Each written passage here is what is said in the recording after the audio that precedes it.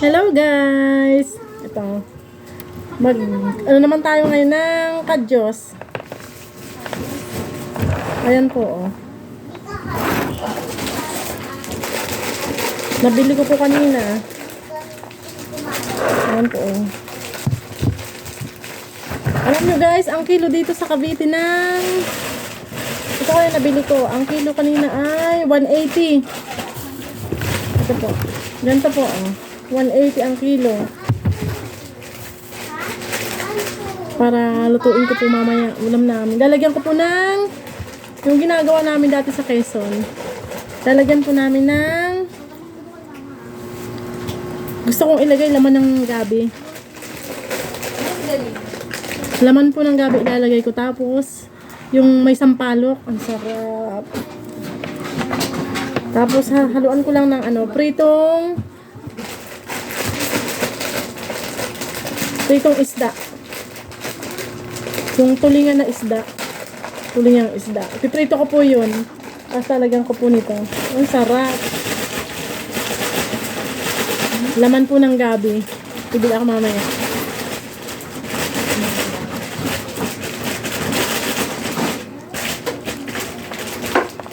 Ano to yung dito?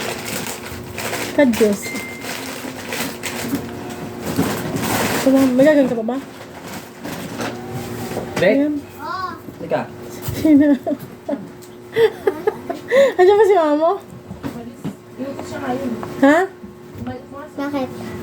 Dalhin mo Pumasok yung siya? mga planggana dito. Sino yun? Gamit yun. Hello guys! Bakit? Ma, excuse me.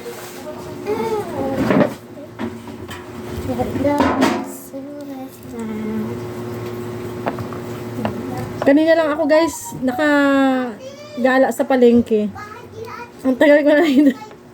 Minsan lang makagala.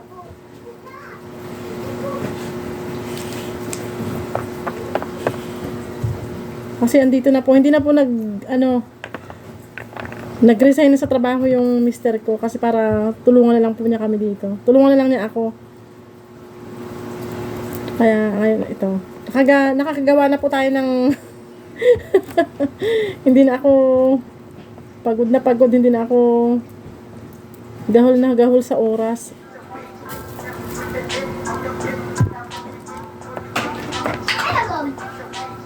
Sarap po talaga nito oh.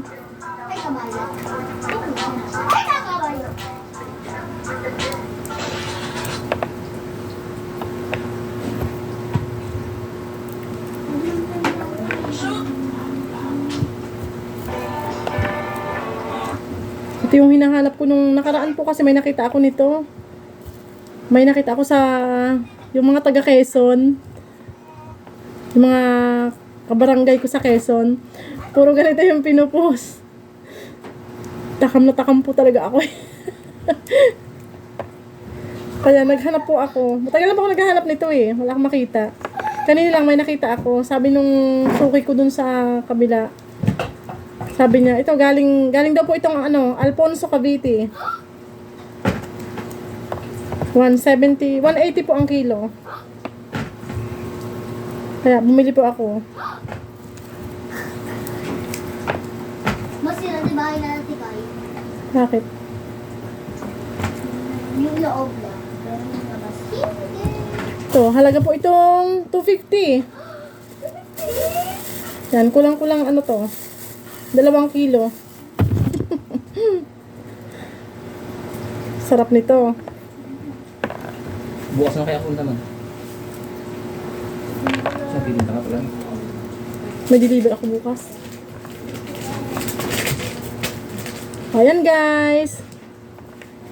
Pag naluto ko na to guys, bibidyo ko ulit. Bye guys.